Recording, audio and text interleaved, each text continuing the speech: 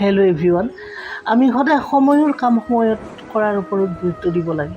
আমি যদি এতিয়া সময়ৰ কাম সময়ত নকৰি সময়ক বৰবাদ কৰোঁ বা সময়ক অপব্যয় কৰোঁ, সময়বোৰ এনে কটাওঁ, ফাল্টু কৰি কটাওঁ, তেতিয়াহ'লে এটা সময়ত সময়ে আমাক বৰবাদ কৰিব আৰু সময়ে আমাক এনেকুৱা ধোকা দিব, সেই ধোকাত আমি কেতিয়াও থিয় হ'ব নোৱাৰিম।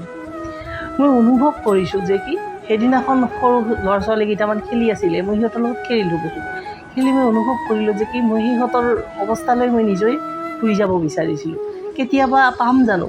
লাখ কোটি মিলিয়ন টকা দিলেও মই সিহঁতৰ অৱস্থালৈ বা সেই চাইল্ডহুডলৈ মই কেতিয়াও ঘূৰি যাব নোৱাৰিম।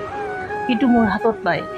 সেয়েহে আমি যদি সময়ৰ কাম বা সময়ত যিটো কাম থাকে সেইটো যদি আমি ভালদৰে গুৰুত্ব দি নকৰোঁ, তেতিয়াহ'লে কিন্তু আমি পৰিপক্ক বা উপযুক্ত হৈ কেতিয়াও হৈ নুঠিম। আৰু সেইকাৰণে আমি সময়ৰ কাম সময়ত কৰিব লাগে।